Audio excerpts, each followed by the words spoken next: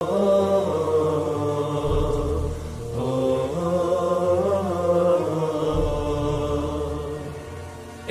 اسلام ای دین جاودان، ای راحت پر جود و توان، دور است و اندیشه بدان، پاینده هستی و جاودان.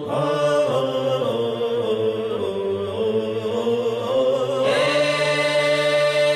دشمنت تو سنگ خاره، دشمنت تو سنگ خاره، جان من فدای حرف پیغمبرم. اسلام ما دین برتر است، پیغمبرش بهترین عالم است. در راه تو کی ارزشی دارد این جان ما، پاینده هستی اسلام ما. در راه تو کی ارزشی دارد این جان ما، پاینده هستی اسلام ما.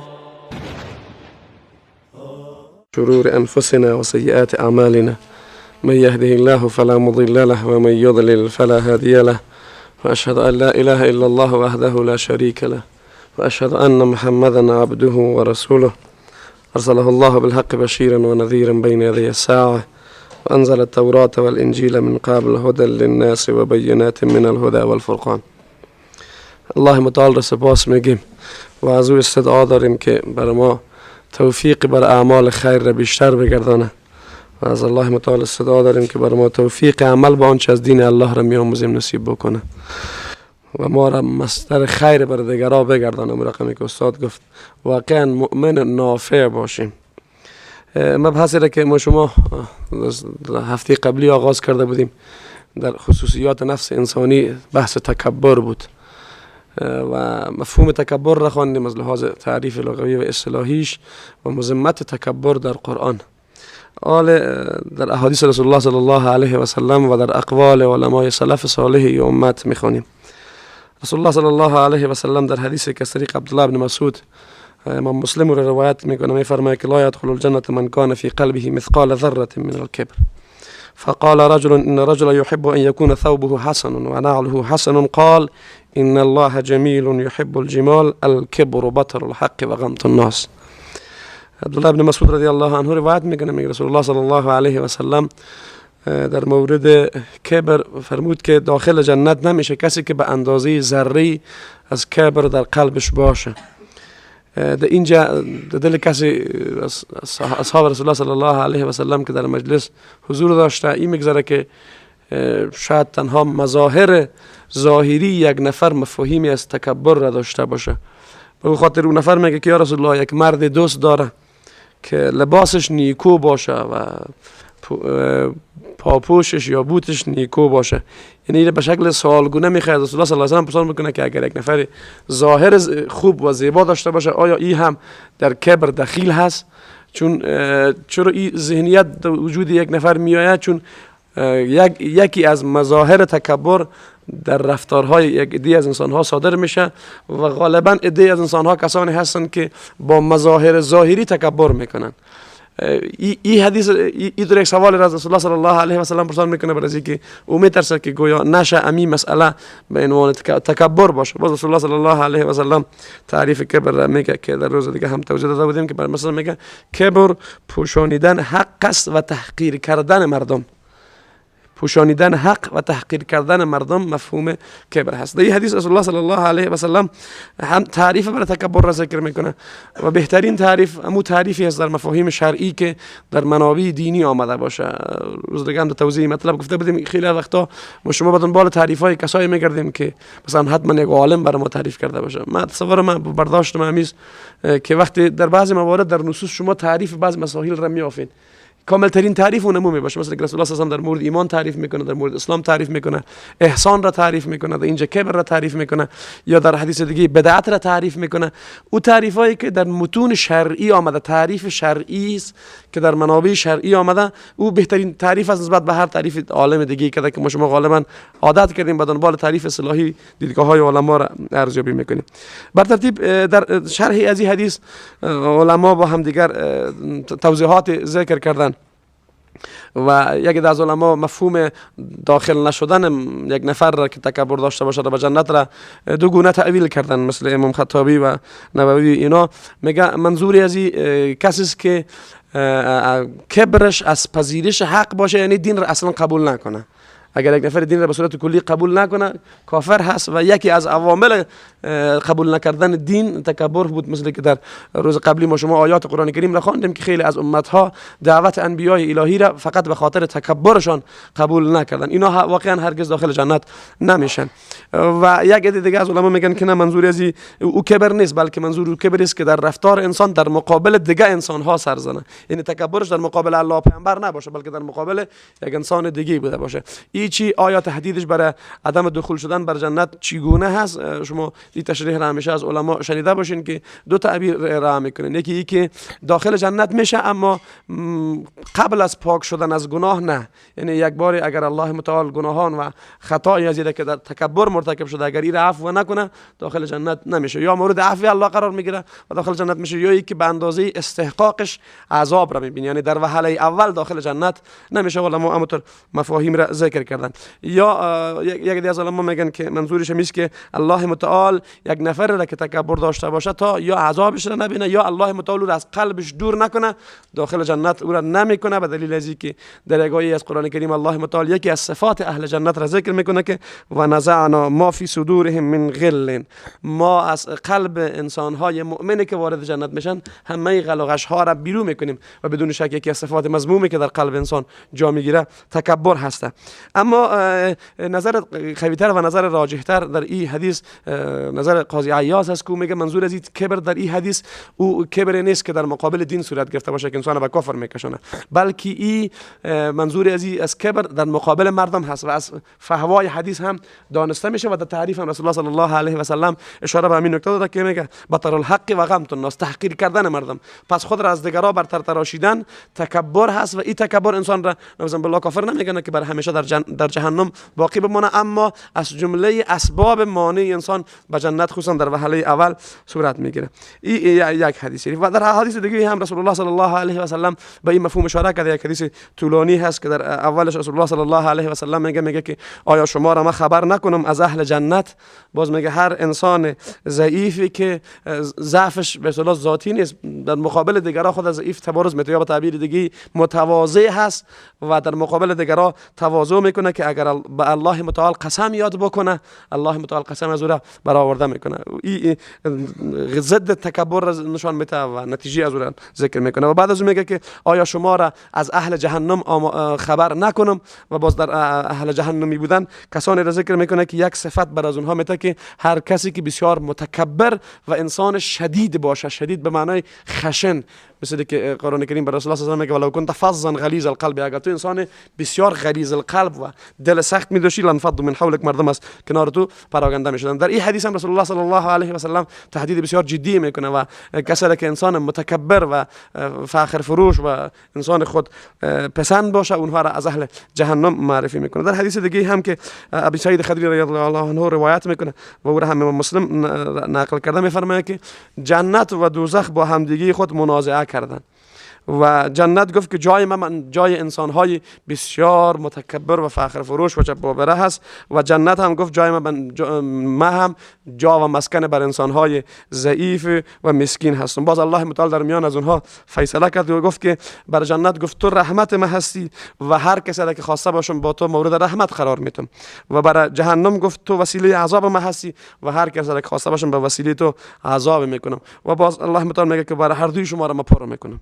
و هم برای مؤمن بشارت هست و برای انسان بدکار و یک تهدید واقعا خیلی خطرناک هست. در اینجا الله تبارک و تعالی وقتی بین جنت و بین جهنم منازعه میشه، فیصله الله متعالی هست که جهنم نمادی از عذاب الله هست و هر کسی که مستحق عذاب الله متعال شود، الله متعال را به وسیله جهنم عذاب میکنه و جنت نمادی از رحمت الله متعال است و هر کسی که مستحق رحمت الله متعال شود، الله متعال او را با جنت مورد مرحمت قرار میده و نعمت هایی که در جنت هست. این حدیث را خواندم، یک مطلب در بین مردم معمول هست و در بین یک زیاد مردم شایع شده. اگر کسانی در تعامل خودشان با الله و در تعاملشان برای خواستن جنت و جهنم نوع تکبرگونه برخورد میکنن، در حالی که تصور میکنن این دینداری شما بارها شنیده باشید نزد انسان ها یک میگن که ما الله را عبادت میکنیم نه به خاطر جنتش و نه هم به خاطر ترس از جهنمش، ما الله را به خاطر خود الله عبادت میکنیم. اصلی گپ درست است، اما این رقم ذهنیت داشتن در مورد جنت جهنم خطا هست، چون الله متعال خودش برای ما تعلیم داده که ما از الله متعال جنت را طلب بکنیم.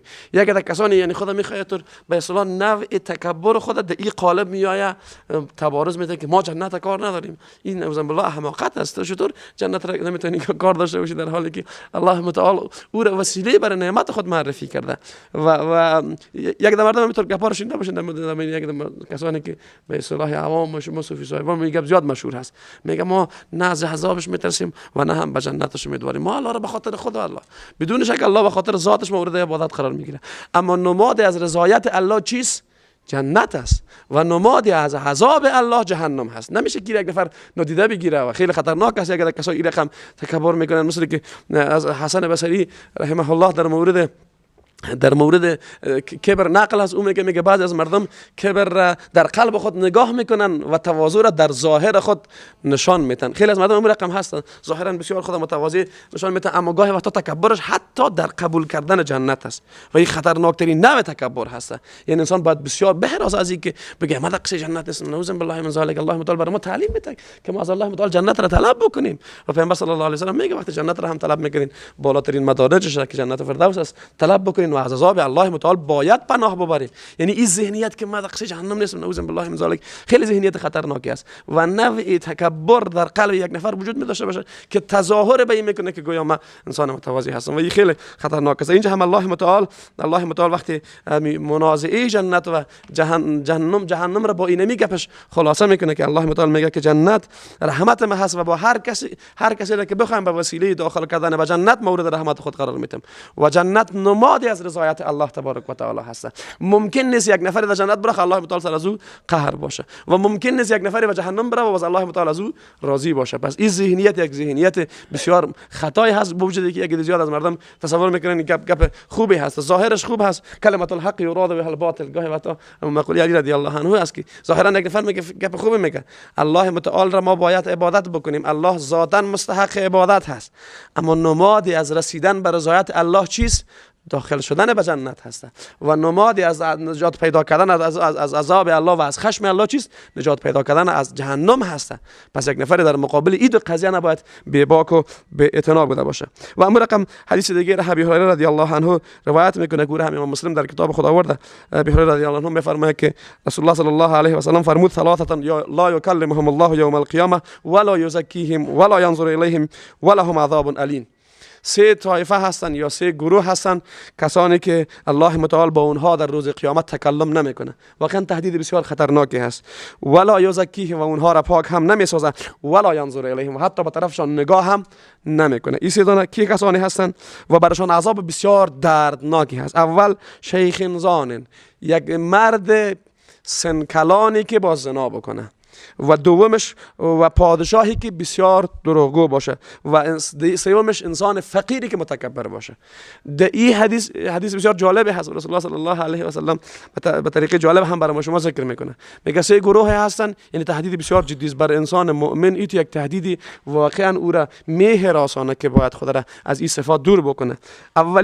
اولی که الله متعال با او تکلم نمیکنه، یعنی عدم تکلم الله متعال با یک نفر نشانه از قهر و خشم خشم و عذاب الله متعال هست و مؤمن بسیار از این گپ حراس می داشته باشه و دیگه یک هرگز او را پاک نمیکنه، در حالی که یکی از بزرگترین نعمت‌های الله متعال بر بنده هاش پاک کردن از اونهاست. مثل که در روزهای اول در مورد مفهوم تزکیه ما شما در این مورد بحث کرده بودیم. ولا ينظر الیهم، و الله متعال به حد با اونها قهر هست و خشم داره که حتی به طرف از اون نگاه هم نمیکنه. اولینش و بر علاوه ازی ولهم عذاب علیم، و عذاب بسیار دردناک دیگه هم با خود داره. اولش مردی که به تعبیر عامیانه پیر هست و باز هم زنا میکنه. زنا واقعا یکی از بزرگترین گناهان کبیره هست و شما در حدیثی که شما شنیده باشین رسول الله صلی الله علیه و سلم 7 عمل هلاک کننده را که ذکر میکنه، یکی از اونها از جمله مهلکات زنا را ذکر میکنه. خود زنا یک کار بسیار زشتی هست و بسیار بد هست، اما در وجود یک عده انسان‌های به اصطلاح غریزه برای شهوت و برای واقع شدن در زنا کم هست، او خصوصا کسی که سنش بالا رفته باشه. طبیعت انسانی امیر هست، وقتی سن انسان پایین میره غریزه شهوت پایین میاد. در جوانی غریزه شهوت بیشتر هست در وجود انسانی. هرگاه یک نفر سنش کلان میشه غریزه شهوت پایین میآید، یعنی دوافعی که ایره به طرف زنا بره در وجودش کم است، اما این به حد انسان زشتی هست با وجود از که بسیار غریزه شدید هم به خاطر واقع شدن در زنا در وجود از این نیست، باز هم مرتکب زنا میشه. پس گناه از این چند برابر بیشتر است گناه یک کسی هست که در حالت جوانی باشه و غریزه شهوت در انسان بسیار غالب باشه. رسول الله صلی الله علیه و سلم ایره بسیار تهدید کردن. دوم، یک پادشاهی که دروغ بگه. در یک نفری که پیر هست غریزه شهوتش کم است باز میره مرتکب زنا میشه، یعنی که این نشان دهنده کمال خباثت نفس ازی هست دیگه. کمال خباثت نفس ازی به خاطر ازی که گاهی وقتا نیروهای منفی در نفس انسانی غالب میشه و نیروها در بعضی از حالات قدرتشان بیشتر میشه. مثلا غریزه شهوت در جوانی بسیار شدید در نسبت به غریزه شهوت در پیری، یا مثلا یک نفری که مجبور باشه از لحاظ به اصطلاح امکانات داشته باشه گاهی وقتا مجبور میشه که دروغ بگه. اما یک پادشاه دیگه مجبور نمیشه. یک نفری که پادشاه هم باشه، یعنی کسی دیگه سر از این تسلط هم نداشته از میان مردم و باز همین دروغ میگه، یعنی پادشاه دیگه ضرورت به دروغ گفتن نداره، چون از کسی نمیترسه. چی ضرورت به دروغ گفتن داره؟ با وجود از اینکه کدام مانع ایره به طرف دروغ گفتن هم نمیبره، اما باز همین به حد دالای نفس کثیف هست و به حد سر از این غریزه های شهوانی و شیطان تسلط پیدا کرده که بدون کدام ضرورت خاصی هم چی میکنه؟ دروغ میگه. و نکته سومش انسان فقیر متکبر، به خاطر از که تکبر عوامل داشته می باشه. یکی از جمله اسباب تکبری که نفس را به طرف تکبر میکشونه مال دنیا هست. بس موارد شما انسان‌هایی را ببینین که هنگامی که مالش اندک است آدم متواضعی هست، تو بیچاره میگرده، اما زمانی که بعضی از متاع دنیا را پیدا میکنه این متاع دنیا او را چی میکنه؟ مغرور میسازه و نفسش کلان میکنه، به نظر خود یک چیز بزرگتر میآید. حالا وقتی یک نفری اینمی اسباب و وسایل که نفس را به طرف تکبر ببره داری وجود نداره، انسان فقیری هست، چیزی از متاع دنیا نداره و چیزی از اسباب و وسایل که منجر به این میشه او را به طرف تکبر ببره در وجود از این نیست، باز هم تکبر میکنه. به این خاطر رسول الله صلی الله علیه و سلم این سه گروه را بسیار تهدید جدی میکنه و از این حدیثی ما شما چند مطلب را مد نظر میگیریم. یکی ای که گاهی وقتا اسباب و وسایل برای تبارز کردن خصوصیات منفی نفس انسانی وجود داره که اگر این خصوصیات منفی سر نفس انسانی ها تسلط پیدا بکنه عملکردهای و رفتارهای انسان ها را بد میکنه. و گاهی وقتا هم بگونه میشه که بدون اسباب و وسایل دیگه ذات نفس انسانی به درجه از خباثت میرسه که بدون اسباب بیرونی هم خودش چی میکنه؟ صفات منفیش تبارز پیدا میکنه و این پسترین حالت نفس انسانی هست. خیلی سخت است که یک نفر در این نموت یک حالت باشه و متاسفانه اگر ما شما منصفانه جامعه خود را و خود ما را ارزیابی بکنیم گاهی وقتا در این نموت حالت واقع میشیم. یعنی گاهی وقتا ما شما تکبر سر میزنه در حالی که اسباب و وسایلی که ما را به طرف تکبر بکشانه در ما وجود نمیتونه داشته باشه. این نشان دهنده خباثت حالت نفس انسانی هست. و شیخ الاسلام ابن تیمیه رحمه الله در مورد از این گپ بسیار همین نکته را اشاره میکنه، میگه که این سه گروه مردم کسانی هستند که دوافع و اسبابی که اینها را به طرف گناه ببره کم هست. در انسان پیر شهوت کم است باز هم میره مرتکب زنا میشه. در پادشاه ضرورت به دروغ گفتن نداره باز هم میره چی میکنه؟ دروغ میگه. و در فقیر در حالت فقر اسباب و وسایل و دوافعی که به طرف تکبر ببره وجود نداره باز هم چی میکنه؟ متکبر است و این بدترین حالت نفس یک نفر هست. این مجموعه از چند روایتی بود که در حدیث رسول الله صلی الله علیه و سلم در مورد موضوع تکبر بحث کرده بود. در بین علما علمای سلف صالح این امت هم بعضی از مقوله ها و کلمات کوتاه و جالب در مورد تکبر و در مورد انسان متکبر وجود داره. عمر بن خطاب رضی الله عنه میگه که بسا از بنده های الله هستند که هنگامی اونا تواضع میکنن الله متعال اونها را بزرگ میسازه و این مفهوم در یک حدیث شریف هم تایید شده. گاهی وقتا یک نفر تکبر میکنه، اصل مفهوم تکبر است که یک نفر خود را نسبت به دیگران کلانتر میتراشه. الله متعال عذاب تکبر را هم از جنسی ازی قرار داده، انسانهای متکبر را ذلیل میگردانه و بسا موارد انسانهایی که به خاطر الله تواضع بکنن، الله متعال به خاطر تواضعی که در نزد الله متعال کردن جایگاه و منزلت از اینها را بالا میبره. و این را اگر شما در زندگی دنیا و در میان مردم هم کمی دقت کرده باشین، بسا انسانهای متکبر اصلشان تکبر میکنن تا ای که دیگران اینها را اکرام بیشتر بکنه، احترام بیشتر بکنه و مورد تقدیر بیشتر قرار بده، اما به خاطر اینمی تکبر بیشتر مورد تنفر مردم قرار میگیرن. و بسا انسان های هستن که تواضع میکنن، یعنی در بین مردم خود برتر نمیتراشن و خود را کلان نمیگیرن، اما اینمی تواضعشان باعث میشه که در قلب مردم عظمت و جایگاه پیدا میکنن. و این کار الله متعال است و رسول الله صلی الله علیه و سلم هم در حدیث میگه که اگر کسی به خاطر الله تواضع بکنه، الله متعال منزلت از او را در میان مردم بالا میکنه. و همین مفهوم را عمر بن خطاب رضی الله عنه هم ذکر کرده. و یک بار کسی علی بن ابی طالب رضی الله عنه را به خاطر لباس که داشت مورد سرزنش قرار میده و برای میگه که گویا این لباس مناسب شأن و جایگاه تو نیست. علی رضی الله عنه میگه این از جمله اسباب هست که ما را از کبر دور میکنه، از جمله اسباب هست که ما را از کبر دور میکنه. به خاطر از اینکه طبیعت انسانی همی هست. این شما گاهی وقتا در بعضی از حالات خوب اگر دقت بکنین خوب میفهمین. مثلا شما یک لباس نو اگر جور کرده باشین، این لباس نو رو میپوشین، در بین مردم که میبینین طبیعتا یک حس دیگه می داشته باشین و اتفاق فکر میکنین که دیگه کمی بیشتر متوجه مسائل سروزم کمی منظم تر هستن. امی وقتی علی رضی الله عنه هم به خاطر لباسش کسی تو مرامت میکنه که لباس خیلی خوبی نیست، او امیر نکته جالب میگه. این احساس را دقت کردین گاهی وقتا در رفتارهایتان، خصوصا وقتی که یک لباس خوب بپوشین و کم قیمت بها هم باشه در بین مردم که ظاهر میشین، باز امی اراده دلتان دیگر رقم حالت می داشته باشه. در رفتار تغییر اینمی تکبره، اینمی حس تکبره. البته این درجه خفیفش است. خب مثلا شما فکر بکنید وقتی با یک لباس نویت یک حس منفی در وجود ما پیدا میشه، یک نفری که با پادشاهی برسه دیگه چی رقم حس داشته باشه، یک نفری که به وزارت برسه دیگه چی رقم حس داشته باشه. دقت کنید ما شما را الله متعال از چیزایش حفظ بکنه. خب همین نشانه های تکبر در این موارد کوچک هم درک کرده میتونیم. دقت کردین اینمی حس در دلتان میبینین، اینمی تکبر هست. و در بعضی از حالات دیگه هم مثل که در یک حدیث رسول الله صلی الله علیه و سلم زمانی که تهدید میکنه میگه کسی که پاچهش پایینتر از بجلکش باشه این بیشتر مستحق عذاب هست و باز میگه کی باید بالاتر باشه. گاهی وقتا یک نفری که این پاچه خود بلند میکنه، اینمی بلند کردن پاچه خودش باعث میشه در دل آدم یک حس پیدا شه که بگه پس میره پس پایین کو که مردم تو چیز نگه. این حس را متوجه بودین؟ اینمی شریعت به همین خاطر میگه که این پاچه تون بلند بکنین که اینمی حس منفی که در درون انسانی هست امی از بین بره. دقت کردین؟ اما رقم در مورد لباس هم هست و در اینجا علی رضی الله عنه به همین نکته اشاره میکنه که گاهی وقتا یک نفر فقط یک لباس میپوشه، اینمی لباس تو حس در وجودش پیدا میشه که دیگه تو نسبت به خیلی از مردم سعی کن دیگه لباسشون چی رقم است، تو به اصطلاح عامیانه تر لوکس و دسکو هستی دیگه. علی رضی الله عنه به این خاطر به همین نکته اشاره میکنه و وقتی کور مورد به خاطر لباسش مورد ملامتی قرار میدن، در حالی که اگر لباس یک کس ظاهر خوب باشه مثل که در حدیث اول خواندیم و این حس را نداشته باشه مذموم نیست. خو یکی از اسباب تکبر هم هست. دقت کردین؟ یعنی این دو حدیث با هم دیگه در تناقض نیستن. او حدیث با مقوله علی رضی الله عنه واره که در او حدیث وقتی رسول الله صلی الله علیه و سلم متکبر را تهدید میکنه، با صحابه پرسان میکنه که یا رسول الله یکی از ما دوست داریم که لباس خوب داشته باشیم یا مثلا بوت خوب داشته باشیم. پیامبر صلی الله علیه و سلم میگه ان الله جمیل یحب الجمال، ذات این کار بد نیست، اما اگر اینمی لباس زیبای شما باعث شود در قلب شما تکبر ایجاد کرد، باز بله باید این نپوشین.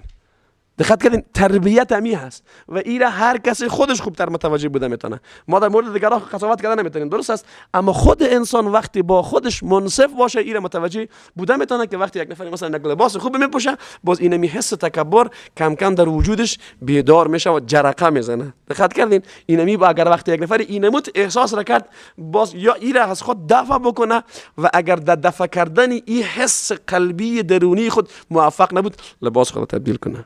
فهمیدین؟ این روش برای تربیت هست و به خاطر گاهی وقتا یک نفر عموم مفهوم حدیث یک در مدیده باشیم یک در انسان های هستن فاخر لباس فاخر میپوشن و امی تفاخر و تکبرشان به خاطر لباسشان در ظاهر رفتارهایشان هم لمس میشه، احساس میشه. خب وقتی برشون میگی مناسب نیست باز به او حدیث پیامبر استدلال میکنن که ان الله جمیل یحب الجمال.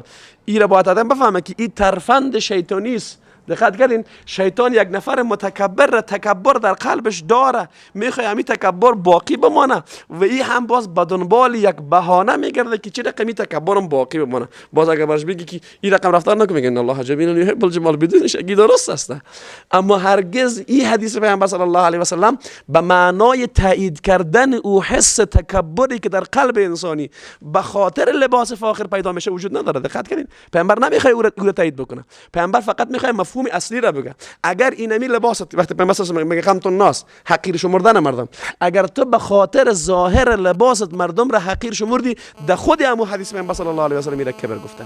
دقت کردین یعنی مفهوم حدیث با هم دیگه یک نواخت هستن. اگر یک نفر ظاهر ربا داره لباس درستی داره خو این لباس باعث نمیشه که به خاطر این سر دیگه برتری طلبی بکنه، بله مشکل نداره ان الله جمیل یحب الجمال، این استدلال درست است. اما اگر اینمی لباس و اینمی ظاهر زیبا باعث شود که دیگران باعث به نظرش حقیرتر بیان باز خودی از این کبر است. پیامبر خودش میگه بطر الحق و غمتون ناس. این خود رسول الله صلی الله علیه و سلم گفت و آدم باید متوجه این باریکی ها باشه. به خاطر گاهی وقتا شیطان انسان را در این قالب چی میکنه فریب میده. و ابو رقم وحی بن منبه که از جمله علمای تابعین هست ان شاء الله اگر اشتباه نکرده باشم، میگه که زمانی که الله متعال جنت را خلق کرد باز گفت که تو بر هر انسان متکبر حرام هستی. در جنت الله متعال خطاب میکنه که تو به هر انسان متکبر حرام هستی. و یحیی ابن جعده یک نکته جالب میگه، او میگه هر انسانی که روی خود را در زمین پیش الله متعال به سجده میگذاره تکبر از وجودش میره. این صورتی هست که یک نفر سجدهش سجده واقعی باشه. دقت کردین سجده چی باشه؟ واقعی باشه، چون کمال تضرع در حالت سجده دیده میشه. اگر یک نفر قلبا سجده نکرده باشه تنها ظاهرا سجده بکنه شاید بازم در قلب از چی وجود داشته باشه؟ تکبر وجود داشته باشه. اگر وقتی یک نفر نماز میخونه و نمازش با خشوع هست و قلبا هم نمازش بیدار هست، امی که سجده میکنه در مقابل الله متعال، خود سجده کردن در مقابل الله از جمله اسباب و وسایل است که ما را در دور کردن تکبر از قلب ما کمک میکنه. و این نکته را امی عالم بزرگوار هم میگه. و ابو عثمان نیساپوری یک مقوله جالبتر دیگه داره، میگه هیچ کسی نیست که بعضی از امور سنت ها را به خاطر تکبر ترک میکنه مگر ای که قلب از او کم کم اتباع رسول الله صلی الله علیه و سلم فاصله میگیره. بعضی از مردم هستن با بعضی از سنت ها زیاد به اصطلاح برادرای ایرانی ما جور در نمیان، خیلی خوششون نمیاد. مثلا بعضی از جوانای ما هستن موی که کمی به استایل ظاهر خود میگه توجه زیاد میکنه، وقتی باز برازو بگی که این سنت پیامبر صلی الله علیه و است که باید پاچت بلند باشه این زیاد دلش جا نمیگیره. خیلی خوب میگه که والله میخو به اصطلاح خود جوانا استایل ما را به هم میزنه. اما تو یک احساس میداشته باشه اگر کسی اینمی تکبر هست، اگر کسی از روی تکبر یک سنتی از سنت های رسول الله صلی الله علیه و سلم را ترک میکنه، اینمی میگه خود اینمی کار باعث میشه که قلب از اتباع سنت پیامبر صلی الله علیه و سلم فاصله بگیره و این خیلی خطرناک است. بعضی از مردم همونطور هستن، نه بعضی از مردم متاسفانه از لحاظ روحی نوعی شکست میخوره و بعضی از نشانه ها و تفاخر دینی به نظرش حقارت میآید. بعضی از مردم هستن اگر مثلا مسواک در پیشت باشه میشرمه که پیشونی مردم مسواک بزنه. دقت کردین این گبره خلاف اون شأن و منزلت و شخصیت خود میشماره. این خیلی خطرناک است. دقت کردین این ذاتی عمل یک نفر شاید بگه خب من پیشونی مردم نمیکنم دیگه چه میکنم. این مشکل نداره، اما اینمی حسی که در باطن از این هست، این ما با اونمو حسش کار داریم. دقت کردین که او تصور میکنه که ما در پیشونی مردم اگه بکنیم این زیاد کار مناسبه نیست. متوجه شدین؟ در حالی که سنت رسول الله صلی الله علیه و سلم هست. متوجه شدین؟ در هر دو حالت بعضی از مردم باز ایره تبارز میتن به خاطر که خود متبع سنت نشان بدن، از روی تظاهر اگه این کارا بکنن خود از هم باز مذموم هست. دقت کردین؟ هر دو بود آدم باید مد نظر بگیره. اعتدال امی هست. یک عده میان از روی تظاهر در هر جای به جای اگر دندان خدا پاکم کرده بود باز به یک دفعه دیگه بود مزاک میزنه که اینا بگن چقدر این متبع سنت هست. اگه با این نیت بکنه باز هم مذموم هست. و یک عده دیگه باز میگه که چون خب ما دیگه زیاد نمیذاره که ما پیشنهاد مردمم اگه ضرورت هم داشته باشه با مسواک زدن این کارا نکنه، هر دوی از چی هست مذموم هست. دقت کردین؟ و امینجا امی عالم بزرگوار به همین نکته به صورت بسیار جالب اشاره میکنه. و یکی از علمای دیگه به نام احنف بن قیس، شاید نامش شنیده باشین، از جمله علمای مشهور سلف است. او میگه جالب از انسان تکبر میکنه در حالی که دو بار از مجرای ادرار بیرون شده. یعنی حقیقت انسان بر انسان چی میکنه؟ معرفی میکنه تو چی هستی که تکبر کردی؟ دو بار از مجرای ادرار بیرون شدی.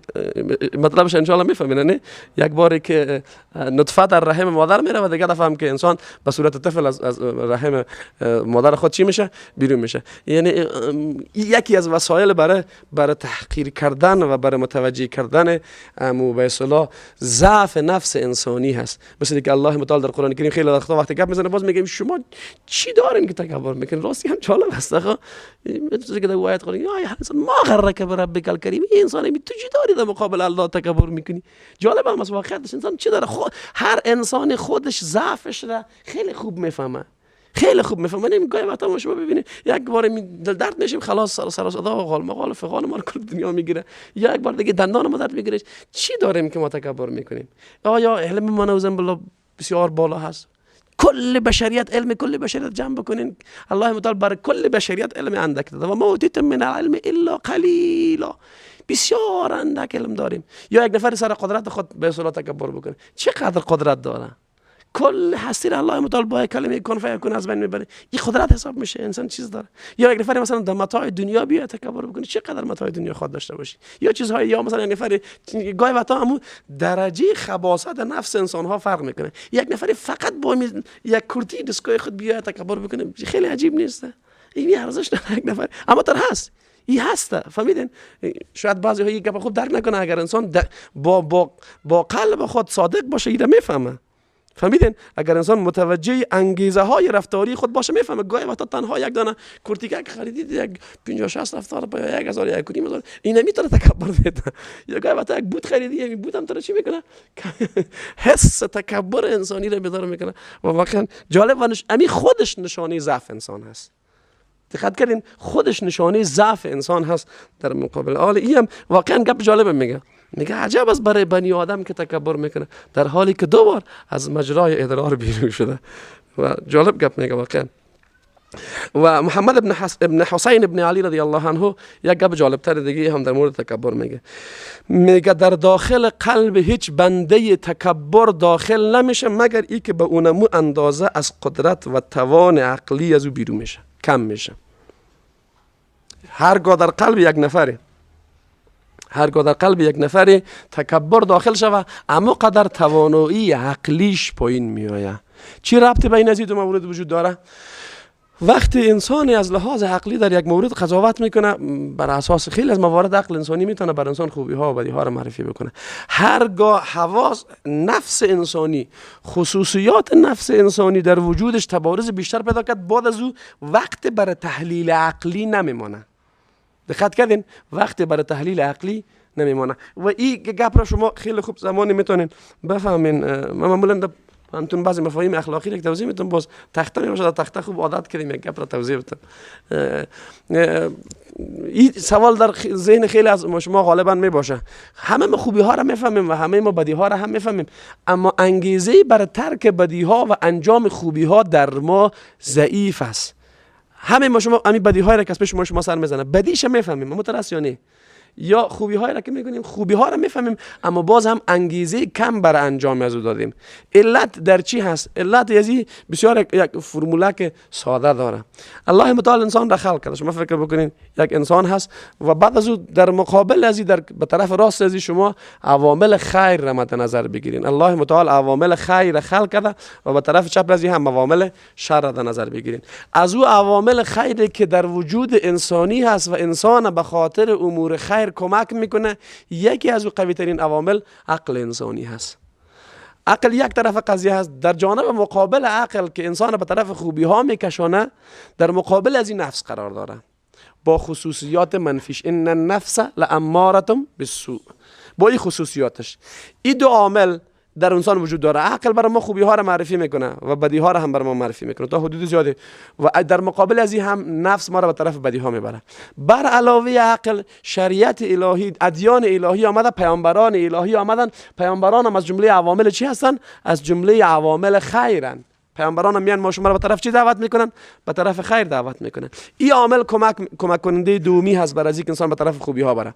در مقابل از چی قرار داره؟ شیطان قرار داره. یعنی دقیقاً در مقابل پیامبران شیطان قرار داره. شیطان ما شما رو به طرف چی وسوسه میکنه؟ به طرف شر وسوسه میکنه. بر علاوه پیامبران دعوتگران حقیقی هم از جمله دعوتگران حقیقی هم از جمله اسباب و عواملی است که ما شما رو به طرف چی میکشونه؟ به طرف خیر میکشونه. در مقابل از این شیطان خودش هم تنها نیست، این ذریه داره. این ذریهش میتونه که از بخش چی باشه؟ از بخش انسان ها باشه. به اصطلاح پیروان شیطان. ذریه‌اش تنها جنات است. پیروان شیطان میتونه از جنس چی باشه؟ انسان ها باشه. من الجنه و الناس. الله متعال که میگه هرگاه یک انسان شما را به طرف بدی دعوت کرد، مثل که پیروان واقعی پیامبران ما شما را به طرف خوبی دعوت میکنن، پیروان شیطان هم ما شما را به طرف چی دعوت میکنن؟ به طرف بدی دعوت میکنن. در مقابل از او الله متعال بر انسان بعضی از ملائکه ها هم هست که گاه وقتا در وجود انسانی وسوسه خیر را میکنه. اما رقمی که در قلبتان شما حس وسوسه شر را میتونیم درک بکنیم، اما تو گاهی وقتا هم حس بر خوبی را هم وسوسه بر خوبی را هم احساس کردین در وجودتان. اینمی حس وسوسه ملائکه هست بر خیر. نمیشه تعبیر وسوسه را برش بکنیم، یعنی دعوت ملائکه است به طرف خیر و شک مخفی یگونیش. حالا شما ببینید انسان هست در وسط، طرف راستی از این عوامل خیر هست، عقل هست، دعوت پیامبران الهی، دعوتگران الهی و دعوت ملائکه ها در قلب انسانی. در مقابل از این نفس هست، شیطان هست، پیروان شیطان هست از انسان ها و جنیات. پس انسان هم در فطرتش و هم توسط دین خوبی ها و بدی ها برش معرفی شده. چی زمان انسان رفتارش خوب میشه و چی زمان انسان رفتارش بد میشه؟ چی زمانی این کار صورت میگیره؟ کی میگه؟ بله؟ چی رقمی تقویتش بکنیم؟ چی راهکار عملیشه بگین؟ این عوامل خیر در پالی از این عوامل شر هست. قلب انسانی ظرف است. قلب انسانی ظرف است. امی در قلب انسانی کدام عوامل حکومت میکنه؟ دقت کردین پایتخت وجود انسانی چی هست؟ قلب. اگر نیروهای شر سر قلب تسلط داشت رفتارها چی میشه؟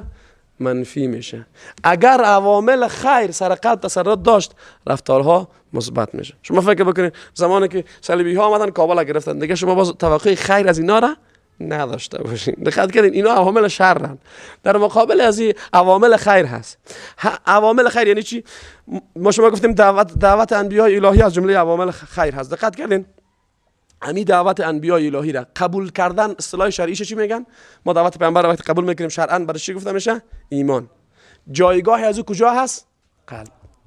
هرگاه ایمان که از ایمان یعنی قبول کردن دعوت پیامبر، ما شما اصطلاح شرعیش میگیم ایمان، هرگاه اینمی ایمان در قلب جا گرفت بعد از او باز ایمان را تقویت بکنیم. دقت کردین؟ هرگاه ایمان در قلب جا گرفته باشه و ما این ایمان را با استفاده از ابزارها و وسایل تقویت بکنیم، خود به خود رفتارهای ما به طرف چی میره؟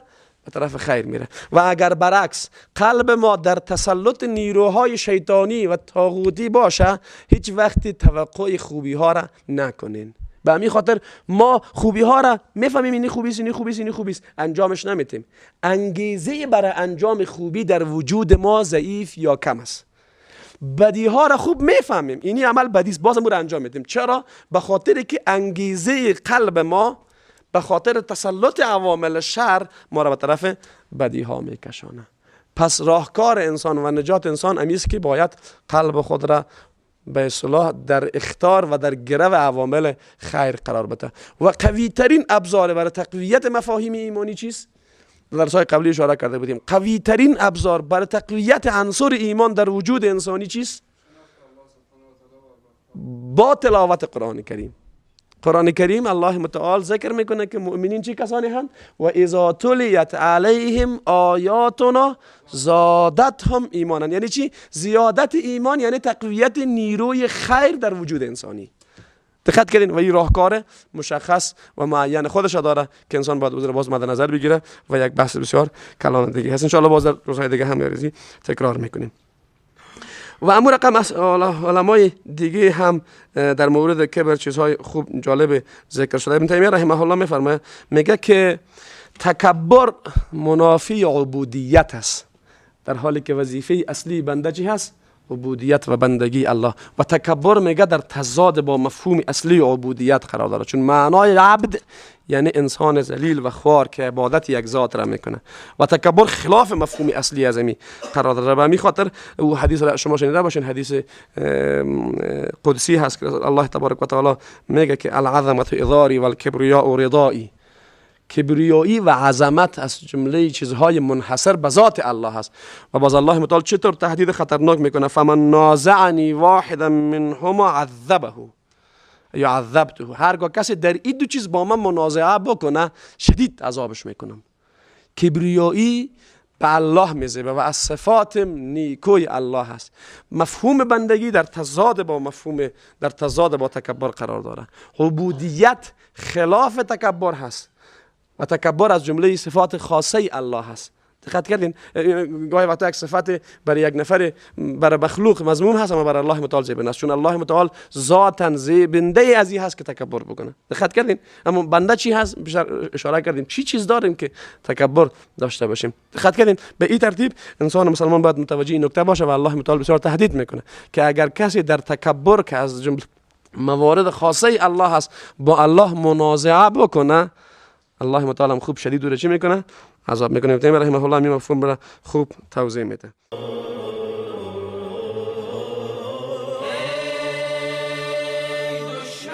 و سنگ خاره ای شناختش بهترین عالم